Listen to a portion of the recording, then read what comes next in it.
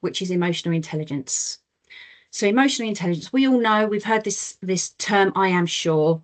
But we're going to look at it in a bit more detail now. One thing I want to get really clear, though, first of all, is how it's different to IQ, or intelligence quotient. So I want to really get this definition clear.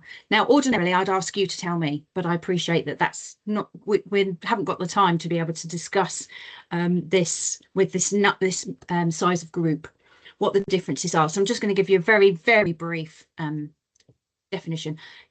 Most of you will know, I am sure, and I'm telling you already things you know, which is that IQ, or intelligence quotient, is about how you measure cognitive abilities, how you use reasoning, how you use logic, how you solve problems, or how you recall information. How do you remember things in the short term, the medium term, and the long term? So that's IQ. Whereas EQ, or EI, so either emotional intelligence or emotional quotient, as you can see on the slide, is the ability to recognize, understand, and manage our own emotions, and recognize and understand and influence the emotions of others. And as you can see on the slide here, it was originally investigated and theorized and model produced by Peter Salovey and John Mayer. And they created the original research around this. And then Dan Goleman, who is more well known because he has done a lot of high profile research and leaders, and he has also developed lots of books.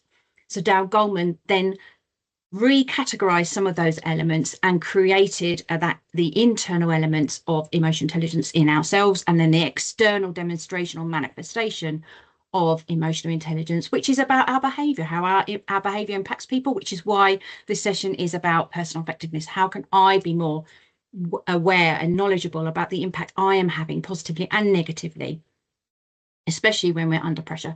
So it's about thinking, how can I manage both those internal aspects, and also therefore resulting in a positive management of those external aspects of my emotions. So they are very different, but they are also linked. EI and EQ can go hand in hand. Unlike when I first started managing in the 1990s, when I remember distinctly being told we need to make sure our emotions don't influence our decisions. But now, fortunately, it's much more positive, and we are encouraged to foster our emotional thoughts, because they can aid and make much more powerful, much more valid decision making.